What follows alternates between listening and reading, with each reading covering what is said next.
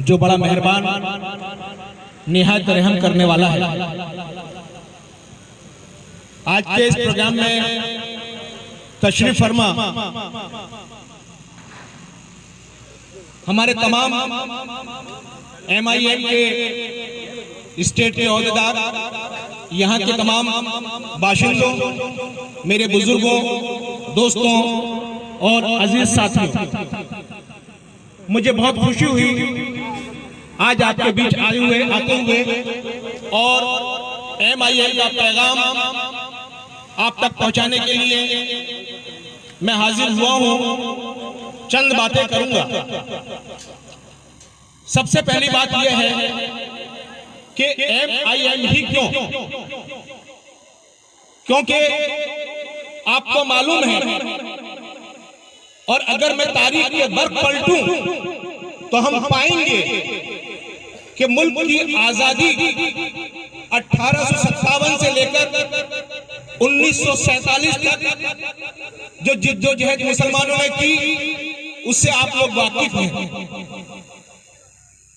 हमारे उलेमाओं ने खून बहाया, फांसी के तख्तों पे चढ़े, बहादुर शाह जफर के बेटों का सर कलम करके थाली में रख के पेश किया गया।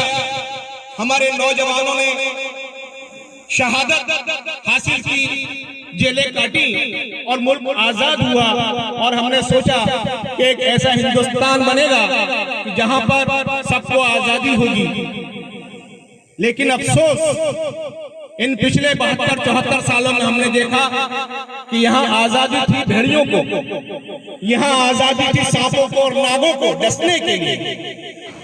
हम लोग इस मुल्क के लिए अपनी हर तरह की कुर्बानी देते रहे और सोचते रहे कि अच्छे दिन आएंगे, लेकिन हुआ क्या? हम कभी नेहरू को अपना आका समझते रहे, कभी इंदिरा गांधी को अपना आका समझते रहे, कभी राहुल और कभी प्रियंका को अपना नेता समझते रहे। लेकिन आपने देखा कि हमारे ऊपर कितने जुल्म हुए। कभी हाशिमपुरा मलियाना का कत्लेआम, कभी असम का कत्लेआम, और कितने दंगे, हजारों दंगे। लेकिन मिला क्या हमारे को? सिर्फ दंगे दंगे, खून खराबा।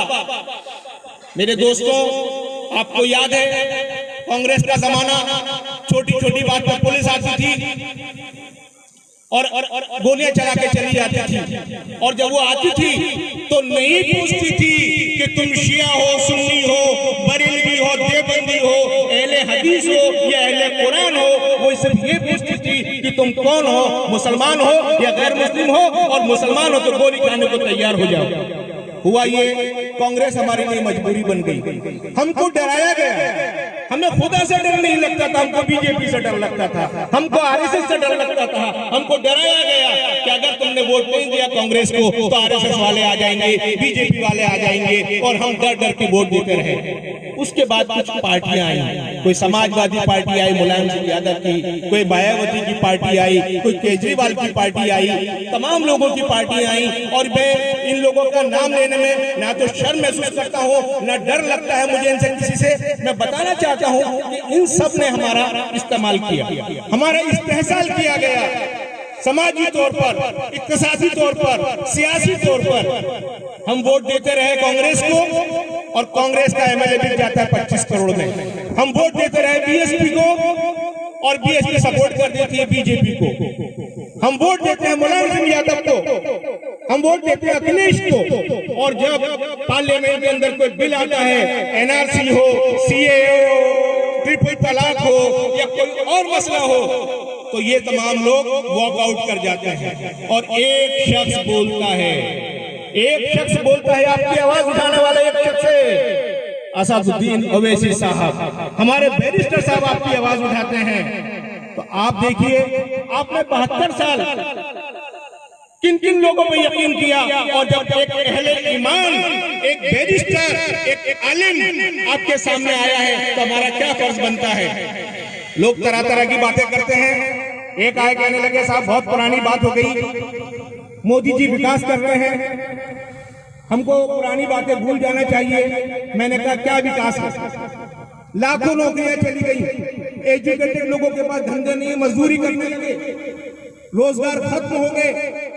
आपने देखा मेडिकल के अंदर जब कोरोना आया तो मेडिकल की हालत क्या थी, ऑक्सीजन नहीं थी, दवाइयां नहीं थी। मैं ये नहीं कहता कि आप बुलेट ट्रेन मत चलाओ, मैं ये नहीं कहता कि आप सी प्लेन मत चलाओ, और मैं ये भी नहीं कहता कि आप सरदार पटेल की स्टेचू मत बनाओ, लेकिन मैं ये कहता हूं कि बुलेट ट्रेन हो या ना हो, सी प्लेन हो ना हो, या फिर सरदार पटेल की मूर्ति हो ना हो, लेकिन मेरे मुल्क का कोई बच्चा भूख से नहीं मरना चाहिए, मेरे मुल्क का कोई बच्चा दवाई की कमी से नहीं मरना चाहिए, मेरे मुल्क का कोई बच्चा ऑक्सीजन की कमी से नहीं मरना चाहिए। दोस्तों, कई महाज पर लड़ना पड़ रहा है हमको। आरएसएस फैमिली एक जमाने से एक तहरीक चला रही है मुसलमानों के खिलाफ, इस्लाम के खिलाफ, और कोई दिन ऐसा नहीं जाता कि जिस दिन मुसलमानों के जज्बातों को ठेस ना पहुंचे। और चूंकि करंट इशू है, मैं बात करना चाहूंगा अभी हिजाब का मसला खड़ा कर दिया। क्यों?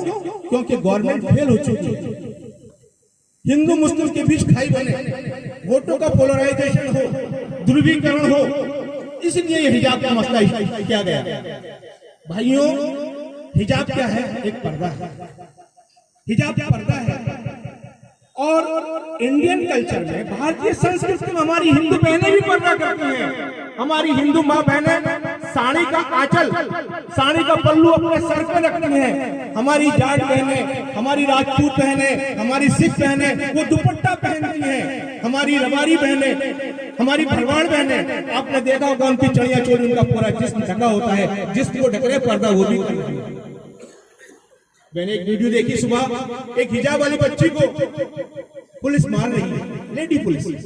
अरे मारना है तो जाओ पार्कों में बैठ के जो बॉयफ्रेंड और गर्लफ्रेंड्स अश्लील हरकतें करते हैं उनको मारो।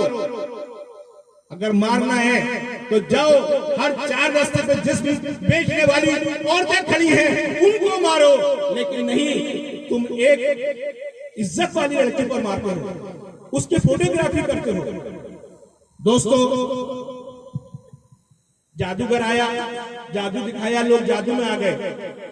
हमारे आदिवासी भाई, हमारे दलित भाई, उन्होंने भी बीजेपी को वोट दिया। हुआ क्या? आदिवासियों की जमीनें बिकने लगी, तोड़ियों के भाव 5 रुपए मीटर। उनके जंगल, उनके खेत खलियान वो इंडस्ट्री के नाम पर जब्त किए जाने लगे और वो लोग बेरोजगार हो गए। इसी तरह हमारे दलित भाई, वो भी बहुत खुशफहमी में थे, निजीकरण का हथियार लाया गया।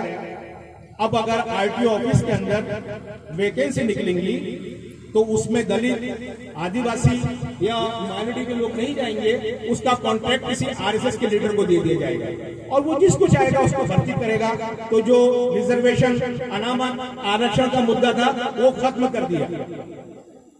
इसी तरह से हर तरह से लूट मचा दी इन लोगों ने कि जो बड़े बड़े कॉन्ट्रैक्ट थे वो अदानी को दे दिए, अंबानी को दे दिए, जो सस्ती बिजली मिलती थी वो अदानी को दे दी। आज आप देखिए टोरेंट पावर के अंदर जाके अहमदाबाद में, वहां पे आप जाएंगे और तो रो रही होंगी कि हमारा बिल इतना आया है, हमारा बिल इतना आया है। अजीज साथियों, आप जब MIM की बात करेंगे बहुत से लोग आएंगे और आपके हौसले पस्त करने की कोशिश करेंगे। आपको मजबूती के साथ उनका जवाब देना है। कुछ आएंगे ओवैसी साहब हैदराबाद के रहने वाले हैं, यूपी से क्यों लड़ रहे हैं? आपको जवाब देना है कि जब नरेंद्र मोदी गुजरात का बनारस से लड़ सकता है, जब राहुल गांधी अमेठी से लड़ने वाला केरला से लड़ सकता है, तो ओवैसी साहब क्यों नहीं लड़ सकते कहीं से? उनकी पार्टी क्यों नहीं लड़ सकती? हम कब तक गुलामी करेंगे? पिछले 72 साल से गुलामी कर रहे हैं, दरिया बिछा रहे हैं, पोस्टर लगा रहे हैं और हमको मिल क्या रहा है? हमें ये मिल रहा है कि आज कांग्रेस हो, समाजवादी पार्टी हो, बीएसपी हो, वो कहते हैं दाढ़ी टोपी वाला स्टेज पे नहीं आना चाहिए। कोई मुस्लिम इशू आता है, सुन होता है, तो उनको डर लगता है कि अगर हमने इसके लिए आवाज उठाई तो कहीं हिंदू वोट हमारे हाथ से निकल जाए। तो भाई गुलामी कब तक करोगे? एक तरफ आपको ठोकर मार के स्टेज से उतारा जा रहा है और दूसरी तरफ अवैसी साहब एक नई कौम अपने लीडरशिप बना रहे हैं, लोगों को, बच्चों को, नई जनरेशन को ला रहे हैं कि तुम आओ, हम तुम्हें इज्जत देंगे, हम तुम्हें लीडर बनाएंगे, हम तुम्हें टिकट देंगे। अब आपको सोचना आपको कहां जाना है। मैंने मायावती का पुराना जमाना देखा है, काशीराम का जमाना देखा है कि जब ये लोग आए, गौर करने वाली बात है, तो जो दलित समाज था उनको लगा कि हमारे समाज से एक लीडर आया है, ये हमारे हक की आवाज उठाएगा, और दलित समाज उनके साथ हो गए। किसी ने सवाल नहीं करा कि आपने फलां स्टेट में कितना संगठन बनाया, किसी ने सवाल नहीं करा, किसी ने सवाल नहीं करा कि भाई आपने अपने फील्ड में कितना काम करा। और यहाँ पर 50 तरह के सवाल किए जा रहे हैं। चूंकि वक्त कम हो चुका है, वक्त ज्यादा हो चुका है और कई लोग बोलने वाले हैं, मैं अपनी बात यही खत्म कर दूंगा। सिर्फ इतना ही कहना चाहूंगा कि ये जो 1000 साल मुसलमानों की हुकूमत रही, वो सिर्फ इसलिए रही कि यहाँ पे इंसाफ था। यहाँ पे इंसाफ का सबको एक नजर से देखा जाता था, न किसी की मौत होती थी, ना कोई दंगे होते थे। तो मैं सिर्फ एक शेर करके मोदी जी को सुनाते हुए अपनी बात खत्म करूंगा कि जुल्म फिर जुल्म है, बढ़ता है तो मिट जाता है। जुल्म फिर जुल्म है, बढ़ता है तो मिट जाता है। खून फिर खून है, टपकेगा तो जम जाएगा। अल्लाह हाफिज। MIM जिंदाबाद। बहुत बहुत शुक्रिया। MIM जय भीम, जय भीम।